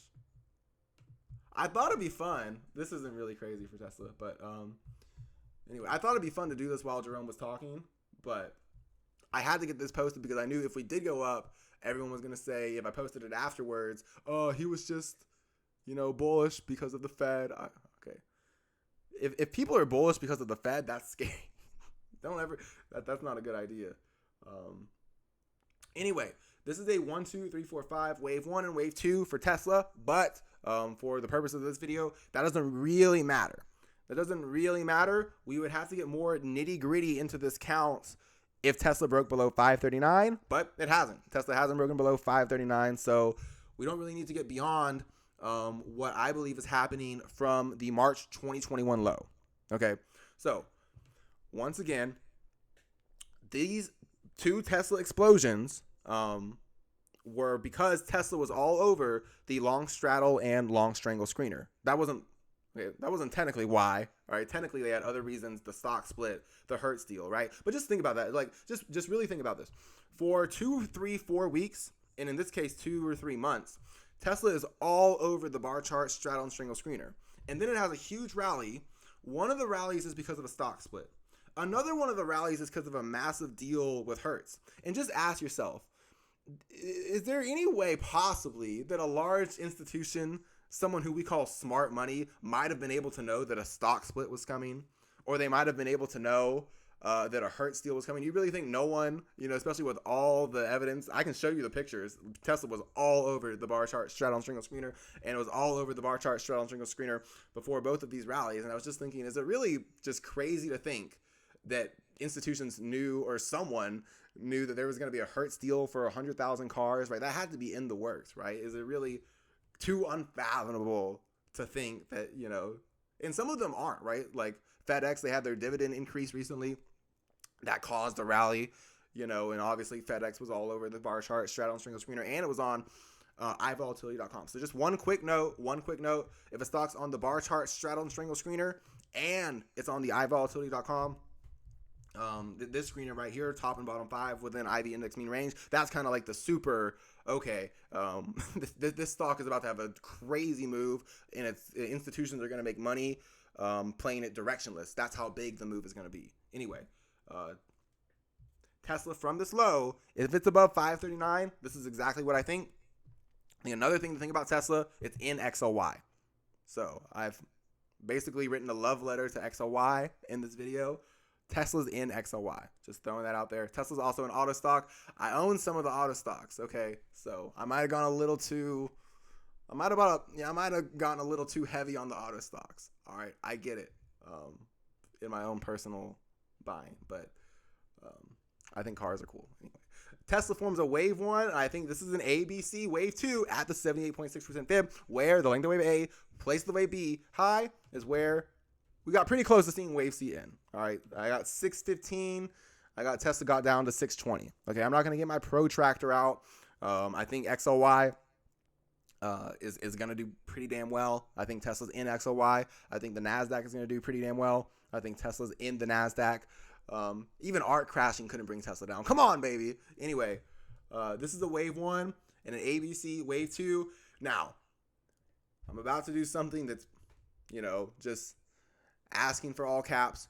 The tight stop of 539 is an important validation. I don't think it would be the end of the world for Tesla if it went, but I have seen a lot of options being bought on Tesla on the long straddle, long strangle screener. I don't think they're playing the downside. I think like Nvidia, just like they were, you know, like some of these stocks, they've been taking neutral positions in Tesla by buying straddles. Now they're buying against the bloated put lot. What I think is happening is that this is a wave 1, this is an ABC wave 2, and I can show with the pictures if you guys want to see them. Institutions have been buying straddles on Tesla since it was in the 700s, the 800s, and I think now those puts are bloated, so they can take risk-free positions, quote-unquote risk-free positions, by buying against those bloated puts. I believe that's happening to Nvidia right now. I believe that's happening to Tesla right now, and Apple right now, and AMD right now. And just to recap, that's what I believe we've proven happened to Chevron and ET and British Petroleum and Royal Dutch Shell. Just recently, in the past couple of quarters, I have from the summer of 2021, that's how I was able to predict Pfizer, Microsoft, and AMD and Apple all exploding too, was kind of that same, you know, philosophy with Elliott Wave. But anyway, I think this is a wave 1 and wave 2. And another thing I'll say about Tesla is we're starting to get some good evidence from EV. Man, I know I can't get excited, but China, baby. Oh man, I love China. If Joe Biden crashes the U.S. market, but he booms China, then, you know, I won't be too mad. I'll be honest. But this is a wave 1 and an ABC wave 2. The length of wave 1 placed with wave 2 low can take Tesla up to 1,322. If Tesla gets going, that's going to be the minimum wave 3 target. Okay, so please don't, if Tesla gets up to 1,300, say, oh, he said that at 1,300, we were going to have a wave 4 correction. Ha, ha, ha, ha. Okay, this is defined a minimum wave 3 target. If Tesla gets going, the minimum wave 3 target is just about 1,320. We have a shallow wave 4. Well, I would expect Tesla blows past that. Tesla blows past 1,320. But then it would have a shallow wave 4 to retest this wave 1 high. So remember, wave 4 retest wave 1 high. It doesn't never breach the wave 1 high. I believe the wave 4 would retest the wave 1 high. Wave 5 would then be the length of wave 1, place of the wave 4 low. So that could take Tesla in the super big picture. And realistically, it's Tesla. There's a lot of option buying. If this happens, it's going to be kind of one of those wow moments, just realistically. There's a lot of upside for Tesla. Right now, the downside is pretty cleanly defined at 539. For Tesla's high beta, that's pretty tight. But, hey, they weren't going to make Tesla easy. About 539, the next stop is plus 1320. And then I think Tesla could eventually be going into the 1900s beyond that. So there's a lot of upside right now. The downside is 539, and I don't think that's going to go if I was a gambling man. Anyway, here is Enphase Energy. Enphase Energy, the biggest holding of a lot of clean energy ETFs, specifically QCLN. I don't know if it's the biggest holding of QCLN, but QCLN's top 3 holdings are NEO, Tesla, and Enphase Energy. Sometimes they rebalance it to where OWN Semiconductor is in that too, which always baffles me. I've never seen OWN Semiconductor as a top holding of an ETF. I don't know. But OWN Semiconductor, apparently a clean energy stock, big holding of QCLN. It reminds that Enphase Energy and First Solar, kind of some of the fundamental people, they classify these stocks as semiconductor related stocks. Anyway, Enphase Energy from this low forms a wave 1 and a wave 2. It's not about being right, but I did predict this massive rally because this was a wave 1 and a wave 2, so it exploded. Why do I bring that up? Just to kind of give more credibility to the fact that this is an impulse structure. Okay, that's the only reason I'll ever bring up that I got something right. Okay, it's not about I was right about this, I was wrong about this. That's what I'm trying to show, where I'm trying to move this channel to, is that to open people's eyes that the institutions are playing a directionless game. And the best way to do that is that now I've strung together some directionless wins, and I'm going to keep doing that and sharing them. I think the next directionless win is that 12 strike straddle I just got on the ET. I think we're going to see that. I bought that for $274. That expires in January 2023. So you can see how I do the 12 strike straddle, 12 call, 12 put on ET. I'll let you know if I make any adjustments to it. Another one, a little long term, that other 12C and 10P. That's in 2024 is when it expires. I think that's going to do really well too. I got that from the bar chart straddle and strangle screener, and I also got it from iVolatility.com's, this screener right here. So we'll see. I mean, but I'm just letting you know, I think I'm going to make not like big money. I don't really care about that, but I think I'm going to make another pretty nice directionless return on this ET 12 strike straddle that I bought for $274, expiring in January. But anyway, the only reason I'll ever bring up being right is to give credibility to the wave count being impulsive, right? If I was able to predict this was a wave 3, wave 4, and wave 5, I probably wasn't guessing too much. Anyway, I think this is a wave 1, wave 2, wave 3, wave 4, wave 5, massive wave 1 from the May 11th low. So if we remember, there's a bunch of stocks that form a low in May 11th of 2021, and Enphase Energy, Datadog, Tesla, and AMD, they basically all did the exact same thing. They formed a huge wave 1 from the May low to the November high in 2021. I believe this is a wave 2 for Enphase Energy. So the invalidation level is 113. That's pretty damn wide. But that's just to be honest, that's the invalidation level. And I think for Enphase, that's important because this is a massive holding. So I want you guys to know when I think, okay, this is when I'm wrong. The first place that I'm wrong for Enphase is if we go below 128. So I'll tell you what I think is kind of a shorter term count. I think from this low for Enphase, we form a wave 1 and a wave 2. The wave 3 target is the 161.8% extension, which is 287, before a shallow wave 4 and a wave 5 higher. I think the writing's on the wall that we can see Enphase Energy be the first clean energy stock at a new all-time high. And I think that even just pretty surprisingly from the May low in 2022, some of these clean energy stocks have done pretty well. This is the biggest holding of most clean energy ETFs. And I think from this low that occurred in January, this is wave 1 and wave 2. We're about to confirm that by breaking 220.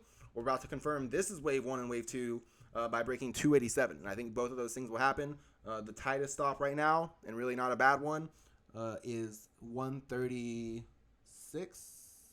128 for Enphase. Here is FSLR. FSLR has been the redheaded stepchild.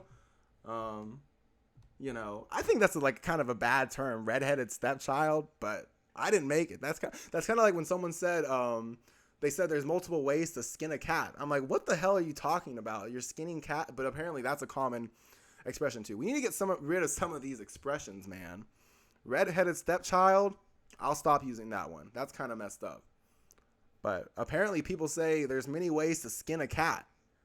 If you say there's many ways to skin a cat, I'm going to call PETA or the SPCA. That's what the hell?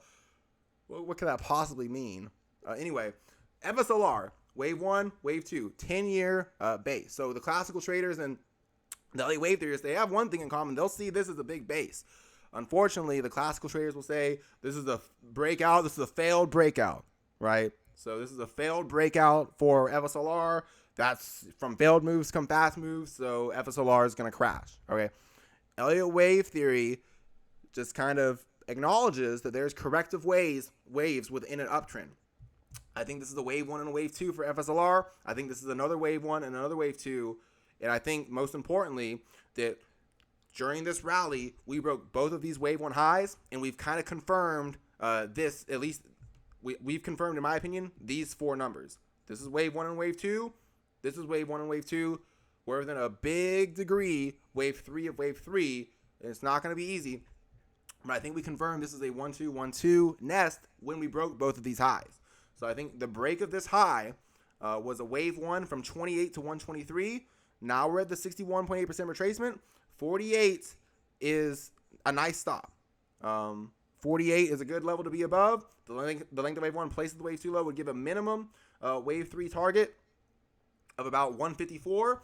More accurately, wave 3 will probably go, especially since FSLR has a pretty high beta, wave 3 will probably go up to the 161.8% extension of wave 1, which is 181 before a shallow wave 4 and a wave 5 higher. I think ultimately we see FSLR up in the 200s.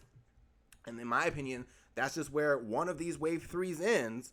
We have consolidation for wave 4 and go on a wave 5 higher. But I do think ultimately, there is a path in the long term that takes FSLR to all-time highs. But I think in the shorter term, the length of wave 1 places the wave 2 low. If we're above 48, gives a wave 3 target zone between 154 and 181 before a shallow wave 4 and a wave 5 higher. So that's for solar. Here's NEO. NEO is another snap. NEO institutions were buying straddles in the 30s. NEO also, they'll say I was wrong about NEO in the 30s. I was right about NEO in the 10s. I hate playing that game, but I just know they're going to be in the comments, and they always forget the part where I was bullish all the growth stocks before they exploded. But they always remember the part that I was bullish before they broke the May low. So anyway, we all remember what we want to remember. I get it. Okay. I'm no better, but NEO and Lee and XPEV, man, I'm not excited. I don't care. I'm pretending I don't care. But I think this is a wave 1 and an ABC wave 2 for NEO. This is an ABC correction where the length of wave A, place of the wave B high, is where wave C ended with a big old weekly wick at the 78.6% retracement. So does that guarantee that NEO will go the length of wave 1, place of the wave 2 low, on a wave 3 up to plus 77 before a shallow wave 4 that retests the wave 1 high, and a wave 5 that's the length of wave 1, place of the wave 4 low, taking NEO all the way up to the 130s? No, that doesn't guarantee it. That definitely doesn't guarantee it. And let's just be clear, I don't need that to happen for life to be good. But I think that this is what bulls have been looking for. And, most people are going to say, oh, it's another rally. It's another Alibaba rally. It's another whatever rally that's going to fade. Bag holder. And to be honest, I'm ready for that. I'm in Chinese growth for a long time. Not a good time. But I think we're about to see the good times roll. NEO's not even my favorite chart. I just like seeing, maybe this is the wave 2 low that we put in. Right? Elliott wave theory is always asking, questions. Yeah, we could break, below 11.67. We could. Sure, we could break below 11.67. But if we don't, and I know that's a little wide from the current levels, but if we don't, I think this is a wave 1 and an ABC wave 2 that has ended. The length of wave 1 places the wave 2 low, says NEO's going to make an all-time high for wave 3 because wave 3 has to be above the wave 1 high in Elliott wave theory. That's one of the laws. Okay, so wave 3 goes beyond the wave 3 high. The minimum wave 3 target is the length of wave 1 placed the wave 2 low. That's 77. Realistically, NEO can go, I know it sounds crazy now, but NEO can blow past 77 during wave 3. Then have a wave 4 that retests the wave 1 high. Okay, so NEO can go past 77 for wave 3 if it holds that wave 2 low, which I think it will. I think there's better levels from China anyway. Then it could have a shallow wave 4 that retests the wave 1 high, never breaches ever. Wave 4 retests the wave 1 high. Then wave 5 is the length of wave 1 placed the wave 4 low. That could take NEO into the lower mid 100s in the long term. In the big picture, there is a path where NEO goes to the 130s. Okay, the closer path is that NEO's got to go break that wave 1 high of 67 first, obviously, and then the wave 3 target will probably go past 77 anyway. Before a shallow wave 4 and a wave 5 higher. I think NEO is turning around. I don't want to get excited. I'm not excited, but I think with Enphase Energy, with First Solar, NEO is almost acting as big evidence for them, right? Because if it's the bottom for NEO, then crap. Look at First Solar. Look at Enphase Energy. Look at some of these other opportunities in clean energy. How long have we been asking, when's First Solar going to explode out of this nest, right? When's Enphase Energy going to kind of explode out of this 1-2 setup from the May low, right? When's Tesla going to end this wave 1 and wave 2 and begin wave 3 of wave 3? I think NEO may be a little bit of an indicator. Hey, that wave 2 low could be in not just for NEO, not just for Lee, but we could start looking at some of these American EV, some of these American clean energy stocks with similarly explosive setups. And it's all about asking what ifs sometimes. A lot of times it's an if-then statement. If that holds, then we're way up here. Anyway, I own Lee, I own XPEV, I own Alibaba, and I'm in them for a long, long time. But I think it's about to be a good time. If we look at Lee Auto, even for, someone who hypothetically isn't interested in Lee Auto, I think this could be giving crazy evidence soon. If we're above 37.50, this would just be an insane chart for not just EV bulls, but obviously China bulls as well. From this low, I think this is a wave 1 and an ABC wave 2. And unlike XPEV, Lee never broke this May low. So that's when I originally bought Lee, and XPEV was, I think, during this dip in early March 2021. I got wave 1, wave 2, and I think from this low, Lee forms another wave 1 and has ended wave 2 with an ABC correction. And this wave 2 did not go below this wave 2 low of 15.98. So I think this is a wave 1 and a wave 2, and I think Lee is about to confirm this. It's about $4 or $5 away. $5 away from breaking this wave 1 high and suggesting that a wave 3 of wave 3 is in progress. The 161.8% extension of wave 1 will give a wave 3 target of 50. That would confirm that Lee is an IPO base. And that means obviously that XPEV is an IPO base, and it probably means that NEO is also an IPO base. And the thing about IPO bases, they actually play out, is that they're the best opportunities that exist because the stock is so young in its life cycle that there's not really an upside cap. When a stock breaks an IPO base, 2 or 3 years after it IPOs, those are the stocks that, can be future multi-baggers. Let's just say that. I think that from this low, this is a wave 1 and a wave 2. Lee is going to go break that wave 1 high first of 37.45. I will buy a bottle of wine if Lee is about 37.45 because as a clean energy bull, as a China bull, as a Lee bull, that just confirmed that a nest from this low is in progress. This is looking pretty impulsive for a wave 3. A lot of times some people will say wave 3 is gaps, and I don't like to be this guy. I don't like to be nitty gritty, but I think even from this low, we can get the magnifying glass out a little bit and say, wait a minute, that looks like a wave 1 and a wave 2. Lee could be within wave 3 of wave 3. What that would mean for XPEV, what that would mean for NEO, what that would mean for Alibaba. I don't want to go on and on, but good Lord, man, if we see Lee above 37.45, I'm going to be trashed. I will. Here's XPEV. XPEV, I think this is a wave 1 and an ABC wave 2. It hasn't been as pretty as Lee. And when I say that, it broke below the May low. It didn't break below the IPO low. So sometimes just for some of these stocks, the kind of one drawback of trying to catch an IPO base, especially as an Elliott wave theorist, is that you don't have lots and lots and lots of chart history to work with, right? You don't have a decade of chart history to kind of see where the wave count is in the big picture, okay?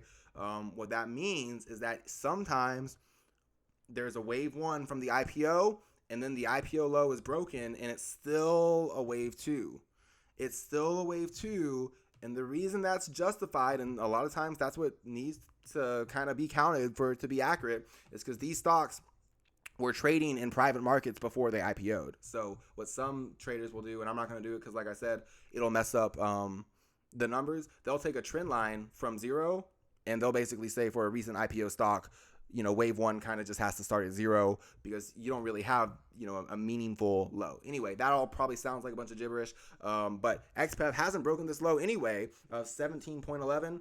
I think this is a wave one and an ABC wave two. What we could see is that Li Auto is leading XPEV right now, and Li getting above 37.45 is huge for XPEV. A lot of people are going to say, oh, they're competing, they're competitors. No, these two are married together. Their charts are exactly the same. Li Auto breaking above 37.45 and going into wave three, it means it's heading to 50. It's heading above this IPO high, and XPEV would be an insane follow the leader opportunity. I don't even need to take it because I got into XPEV at 29. But I'm thinking that, you know, as someone who holds XPEV, someone who holds Li, it's looking good, okay? And if you want to counter trade me and say, oh, this FUBU, whatever, that's fine. You can do that. I'm just saying, I think that we're getting a lot of evidence, and I'm loving that China has kind of decorrelated itself. China's kind of decorrelated itself from the market. How long have we been kind of mocking diversification? I think one thing that we could be seeing in China is that maybe it's decorrelation from SPY is a big deal. Let me get Alibaba to load. This video is going to be long. All right, I get it. I have the timestamps.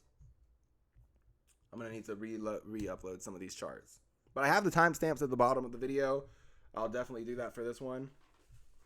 We'll see. There we go.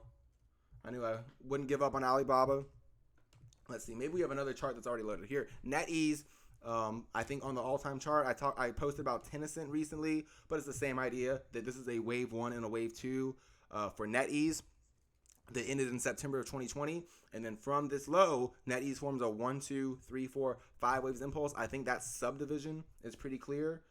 It's pretty similar to Tennyson, but I think this is a pretty clear 1, 2, 3, 4, 5 waves impulse from the 2018 low for NetEase. And this is a huge component of the Chinese internet sector. So I think this is a wave one and a wave two. The end of the 61.8% fib. I think NetEase holds 68, goes the length of wave one, places the wave two low to plus 166 before a shallow wave four and a wave five higher. Let's see Alibaba. Did we get it? All right, I might freeze my computer trying to upload Alibaba. All right, well, you guys know what I think about Alibaba. I'm just going to hold it forever.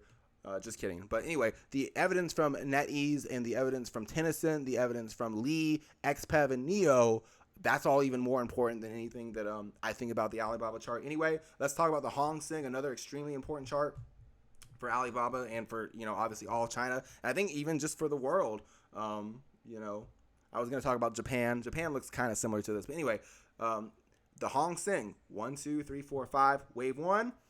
And an A, B, C correction looks like it capped a wave two at the 61.8% retracement. So from the current level, 15.5K is wide for the Hang Seng, but I think this is insane evidence for China. This is the wave one, A, B, C, wave two. We're going to see once again these silly equal lines marking the length of wave A, place the wave B high, being where wave C ends. The length of wave one, place the wave two low, in my opinion, gives the Hang Seng an all-time target above 40K, above 41K, before a shallow wave 4 and a wave 5 higher. I think the Hang Seng in the long-term cycles will hold above 15.5K, and it will more than double for wave 3 before a shallow wave 4 and a wave 5 higher.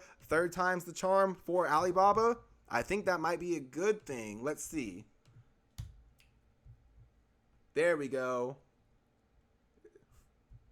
See, if I were really a YouTuber, would the videos look like this? All right. Anyway, I think Alibaba forms a 1, 2, 3, 4, 5 waves impulse from the all-time chart. Alibaba forms a 1, 2, 3, 4, 5 waves impulse from the all-time chart. I think this is an ABC correction. I think that the rest of China has to be holistically viewed with Alibaba. But I think this is a 1, 2, 3, 4, 5 wave 1. This is wave 2. The length of wave 1, which is that entire 4 or 5 year rally, places wave 2 low, gives a minimum wave 3 target of 336. Realistically, that's not where wave 3 would end. Wave 3 is usually the 161.8% extension of wave 1, and it's followed by a shallow wave 4 and a wave 5 higher. So what I actually think is that wave 3 is going to go beyond 336. I think wave 3 is going to go beyond a new all-time high. It's going to go to the 161.8% extension of wave 1, which I don't need to talk about in this video because we're at 100, right? I don't need to talk about Alibaba going to 500, but I think the wave 3 will go past 336. We'll have a shallow wave 4 that retests the wave 1 high, and possibly in the all-time chart, we would have a wave 5 that is the length of wave 1 placed at the wave 4 low, and then that is how Alibaba in the long-term cycles can get up to the 500s. Now remember, stocks do have stock splits. All right, I know hearing Alibaba a price target like 570 in the long term, that sounds crazy, but after a couple stock splits, maybe it won't. Anyway, that's Alibaba. Here is Roku, another one where a stock split will probably be, before, or if we ever do get to this price target, which I still do expect. I think Roku forms a pretty clear 1, 2, 3, 4, 5 wave 1 and an ABC wave 2. I know they're going to be in the comments like, oh, he was bullish Roku here. Okay, yeah, I was wrong about Roku here.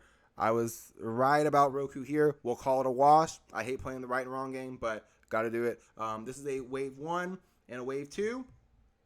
The length of wave 1 placed at the wave 2 low can give a wave 3 target of plus 534 before a shallow wave 4 and a wave 5 higher. I think for Roku, 58 isn't a bad level to be above. It's really the only kind of level that is even somewhat meaningful, and even then, realistically, the invalidation for a wave 1, the true invalidation is the beginning of wave 1, which is just way too far, basically the all-time low. But I think this is a 1, 2, 3, 4, 5 wave 1 for Roku.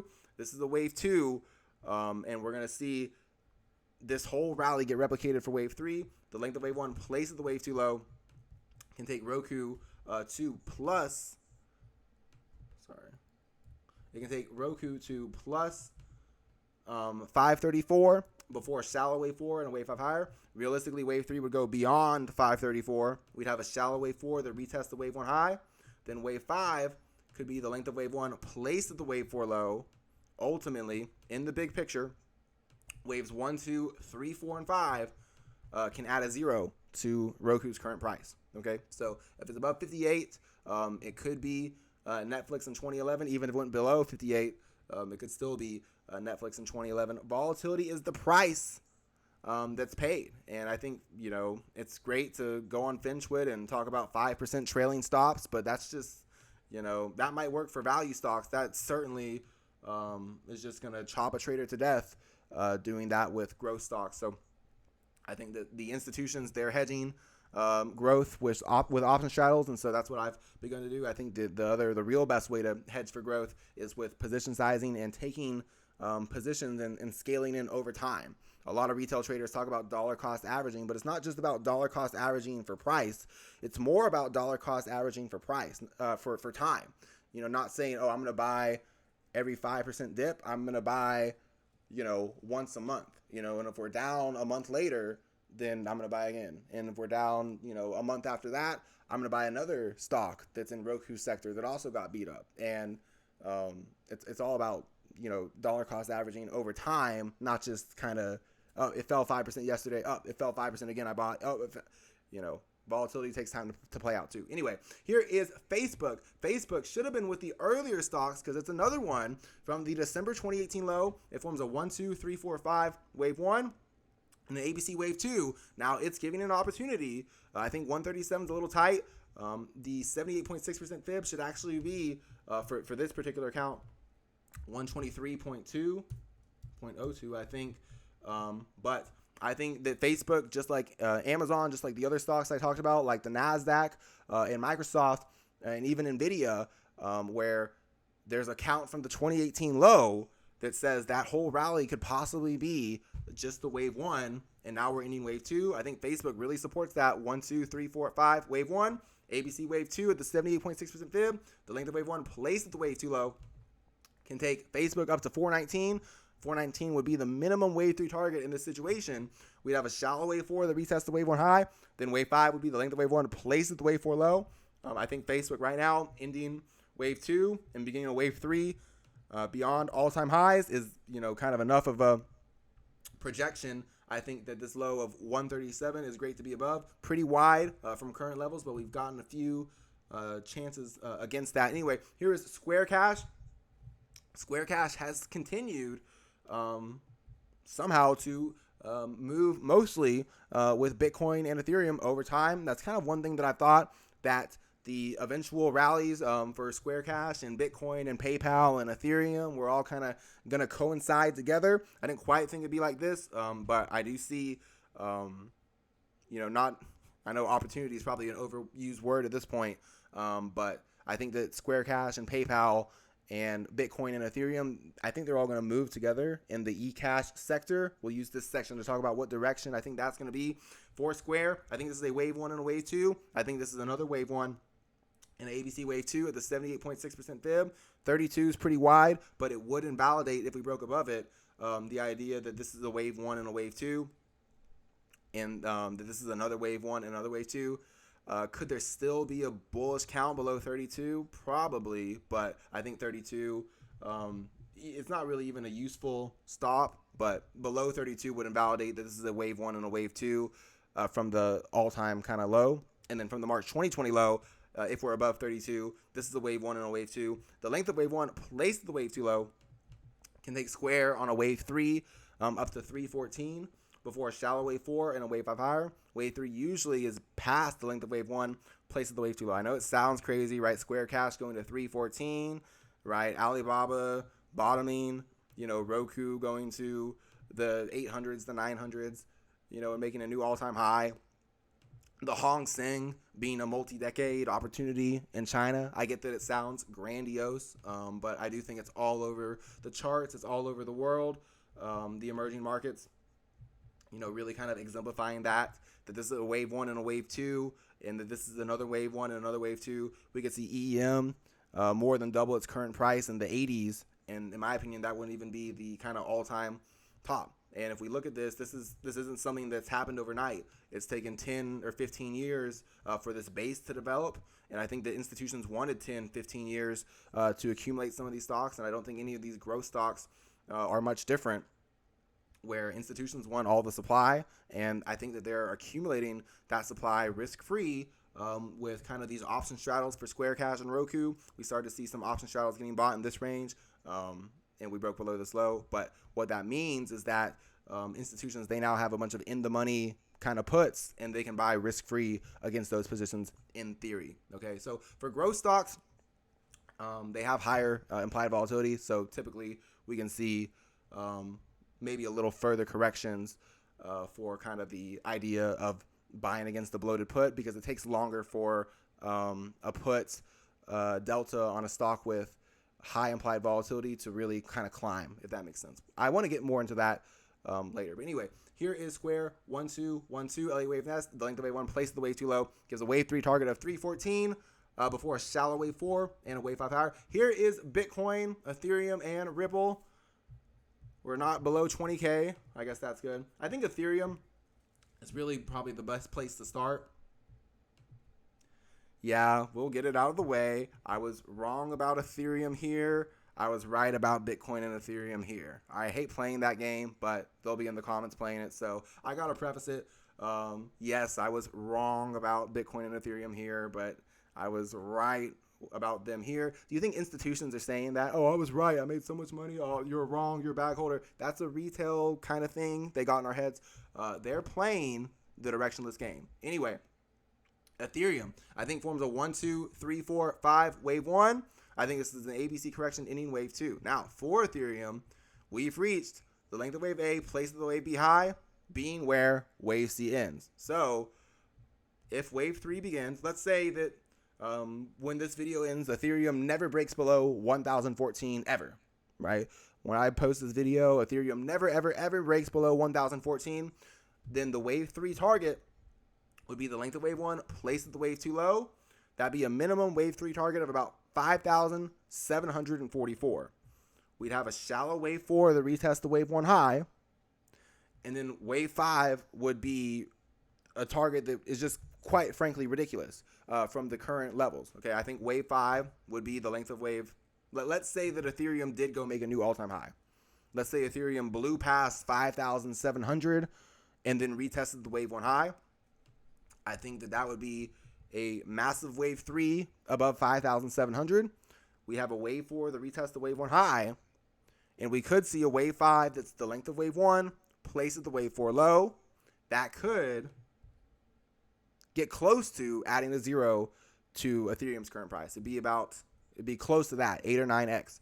And I don't think that's out of the question. I think if we look at Solana, first I think that there is a piece of evidence for Ethereum that this is the 61.8 to 78.6% retracement. It did hit the 78.6% fib of the retracement from the all-time low to the all-time high. So this is the all-time low. This is the all-time high. That's the 78.6% fib. I think very likely this is wave 1 and wave 2. Ethereum can begin a wave 3 that is at least the length of wave 1 placed at the wave 4 low, taking it above 5.7K. Now, I've scoured the crypto market for a useful low to trade crypto against, and I don't think it's there. I don't think that there's really a meaningful low to trade any of the cryptocurrencies against, and I think that's by design. I do think that the best way that I'll be managing risk with crypto is with position size. What some of the purists will say, wait for wave 1 to develop, buy the wave 2 against the low for waves 3, 4, and 5, and then trade against the wave 1 low as the stop. Okay, so if Ethereum does form a wave 1 and a wave 2, I'll be here to update it for waves 3, 4, and 5. But realistically, if a wave 1 did develop and it started correcting, most people would say, oh, that was a dead cat bounce. Now it's going to 0. Okay. For me, I embrace the volatility and I scale in with position sizing over time. So I think that this is wave 1 and wave 2. Ethereum's path to 5.7K, it's probably not going to be in a straight line, but it might not be giving these dips along the way. And I think that, interestingly, one of Ethereum's big sell-offs, I think, one of these microscopic sell-offs that can't even be seen on the current chart was from an exchange going down too, which I believe was the recent kind of scapegoat for this sell-off. I think this is an A, B, C correction, and for Ethereum specifically, the length of wave A placed at the wave B high is where wave C, I believe, has ended. Now, I bring that up because Bitcoin has not yet reached the length of wave A placed at the wave B high, being where wave C ended. So here's what I think is going on with Bitcoin. I think there's a few ways. It could be just like Ethereum, where from the all-time low to the current, all-time high was a massive wave 1. So it could be just like Ethereum, where this is all wave 1. This is an ABC correction ending wave 2 between the 61.8 to 78.6% fib. So if anchored from kind of this or one of these all-time lows, I think that this is the low I anchored 172.45 from. Then the 78.6% fib is 14.8K. Okay, that's not a bad level from a risk reward standpoint. It's about $7,000 to the downside, and then just making a new all-time high is $47,000 to the upside. I think that sometimes we'll see the 78.6% fib for a high beta stock get clipped, but I wouldn't bet on that. And the reason I wouldn't bet on that is because Ethereum has already gone the length of wave A, placed the wave B high, being where wave C ends. I think it's got a path. Even if it did go lower in the short term, it's going to be starting a wave 3 to the upper 5,000s. And possibly, once that happens, it'll have a shallow wave 4 that retests the wave 1 high, and then possibly go on a wave 5, to maybe the 9,000 range for waves 1, 2, 3, 4, and 5. So I think that this is a pretty crazy, opportunity. But, there's not really a low to trade these against. If we look at Bitcoin, I think 14.8K is a great level to be above.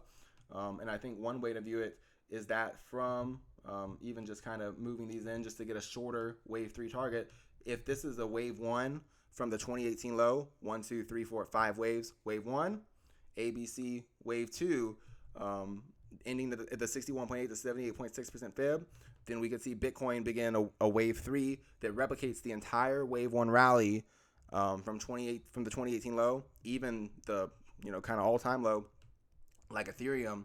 We could see Bitcoin go on a wave 3 to 85,000 before a shallow wave 4 and a wave 5 higher. I think 14.8K, if there is a level in crypto to be above, is that. But I also think if Bitcoin did get down to 14.8K, that would just be where wave 2 ends anyway. So I'll be managing risk in crypto with position size and with scaling into the crypto market over time. But I can tell you that I think institutions, they did the Gamma Scout model where they bought straddles on Bitcoin. I have one of my folders. I can show that Bitcoin was on this exact same screener basically all throughout the second quarter.